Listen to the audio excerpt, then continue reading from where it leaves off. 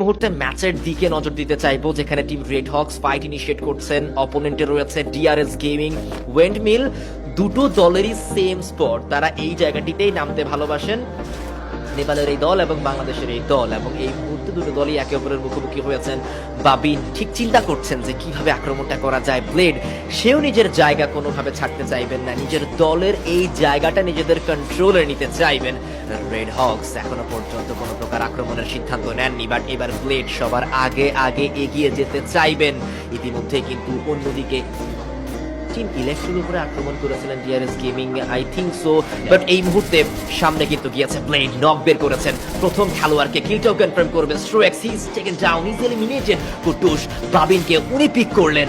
দুটো খেলোয়াড় back to back হারানোর পরে এইবার ডিআরএস গেমিং খানিকটা ব্যাকফুটে চলে যাবেন। প্রতীক জায়গা পরিবর্তন করার চেষ্টা করছেন, যে কোনো মূল্যে এই জায়গাটি থেকে বের হওয়ার চেষ্টা করবেন।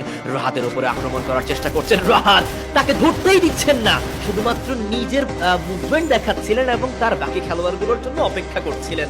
যখনই বাকি খেলোয়াড়রা এসেছে, কিলটাও কনফার্ম করে নেওয়া হয়েছে। অ্যানাউন্সমেন্ট এসেছে, যদি আমরা আজকের দিনের মধ্যে 40,000-এর ফ্যামিলি কমপ্লিট করতে পারি, দ্যাট মিন্স আপনাদের জন্য আরো একটা বিগ টুর্নামেন্ট আসতে চলেছে। তো দ্রুত সবাই এখন এই চ্যানেলটিকে সাবস্ক্রাইব করে ফেলুন। Point in single match and only 5 minute. So বুঝতেই পারছি এই টিমটির এই ম্যাচের ড্রিম আরো বড়, এবং তারা প্রত্যেকটা টিমকে যে চার্জ করবে, প্রেশার দিবে, সেটাও ক্লিয়ারলি বোঝা যাচ্ছে। তবে কি মনে হয়, তারা যেই পথে হাঁটছেন সেদিকে কিন্তু শুধু একটি টিম নয়, লাভা প্যারাডাইসের পাশাপাশি K4 গ্যালাক্টিকও রয়েছে। এন্ট্রিটা কতটা সেফ হতে পারে তাদের জন্য দেখা যাক। এখনো পর্যন্ত পেছনে যেহেতু দল রয়েছে, তাই বুঝে শুনেই তাদেরকে কিন্তু এই মুহূর্তে এন্ট্রিটা করতে হবে। এবং লাভা প্যারাডাইস দেখা যাক তাদের তরফ থেকে কিরকম একটা আক্রমণ আসে, বাট এই মুহূর্তে কিন্তু আমরা K4 গ্যালাক্টিকোকে দেখতে পাচ্ছি অপোনেন্টে। Wow wow, what a shot from the side of Blade. এবার ঢুকে পড়েছেন একেবারে সামনাসামনি, ব্লেড যাবেন, হাতে রয়েছে ড্রাগন, আক্রমণ করেছেন, ডাবল নক, ডাবল ফিনিশ। এবার হয়তো বা বের করবেন এই খেলোয়াড়, বাট প্লাবন কাউন্টার অ্যাটাক করতে চাচ্ছেন। ব্লেড নিজের কিলগুলো কনফার্ম করতে পারছেন। ফারহান এখনো পর্যন্ত জীবিত। রাহাতের তরফ থেকে নক এসেছে, কিল কনফার্ম করা হয়েছে, রাহাত কিল কনফার্ম করলেন। রেড হক্স বিন্দু পরিমাণের সুযোগ দেননি অপোনেন্ট K4 গ্যালাক্টিকোকে। ভাগ্য ভালো যে একজন খেলোয়াড় এই জায়গাটিতে ছিলেন না, না হয় পুরো দল এলিমিনেট হতে পারতেন, কোনো সন্দেহ নেই।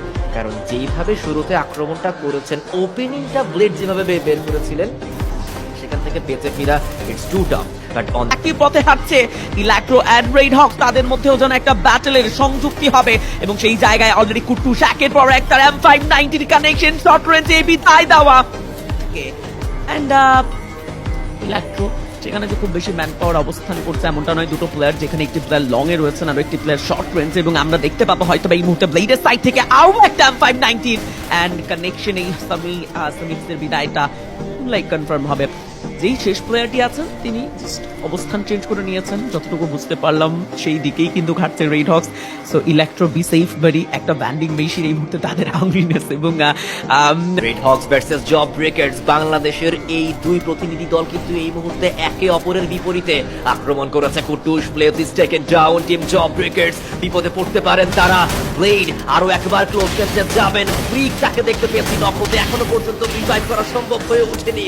কিল কনফার্ম করতে চাইবেন ফার্স্ট অফ অল ব্লেড, ব্লেডকে আবারও নক দিয়েছেন নিজাত। Blade last two man standing from team Job Breakers, but এই দুইজনই মেবি যথেষ্ট। লাস্ট ম্যান স্ট্যান্ডিং নিজা একা ম্যানেজ করতে পারলেন না। নিজাত ব্লেড পুরো টিম জব ব্রেকার্স কে করলো এলিমিনেট। এখন পুরো দলের এলিমিনেশন ভিডিওর দিকে জাস্ট একবার লক্ষ্য করুন, যেখানে রয়েছে 20টি কিল, এবং এই ম্যাচটা যদি বুয়া পর্যন্ত নিয়ে যেতে পারেন, কত বড় জাম্প করবেন এই দলটা, জাস্ট একবার ইমাজিন করুন। রাইট নাও রেড হক্স তাদের সাইড থেকে আবারও ফাইটে জড়াবেন, নিরো ব্রেক করেছেন, এবং সেখানে ফ্রন্ট লাইনে থাকা টিম নকশেস ব্লেজ এন্ড হোরাদেরকে একই ফর্মে চার্জ করবেন। লেটস গো রেড হক্স, এটা অনেক বড় একটা চ্যালেঞ্জ নিজেদেরকে ছুড়ে দিয়েছেন। ও ওয়াও, ব্লেড প্রথম ডাউন, প্রথম কনফার্মেশন। ব্লেড জানো কিন্তু আগে হোরা রেড হক্স, বাট নকশেস ব্লেজ একই সাথে দুটো টিমকে ম্যানেজ করা যেন রেড হক্সের পক্ষে অসম্ভবই ছিল। বিদায় দেওয়া হয়েছে রেড হক্সকে। Game MVP wow again Blade. আজকের দিনে ক্রেজি পারফরম্যান্স এই খেলোয়াড়টার তরফ থেকে আমরা দেখতে পাচ্ছি, কোনো সন্দেহ নেই। এই করেন আমাদের এই ছোট্ট ব্লেড, এন্ড স্ট্যান্ডিং এর দিকে হচ্ছে এবার আমরা নজর দিব, যেখানে রেড হকস 30টি পয়েন্ট তারা এই ম্যাচ থেকে কালেক্ট করেছে। হ্যাশট্যাগ 2 তে এল্ডার নাইট লেগে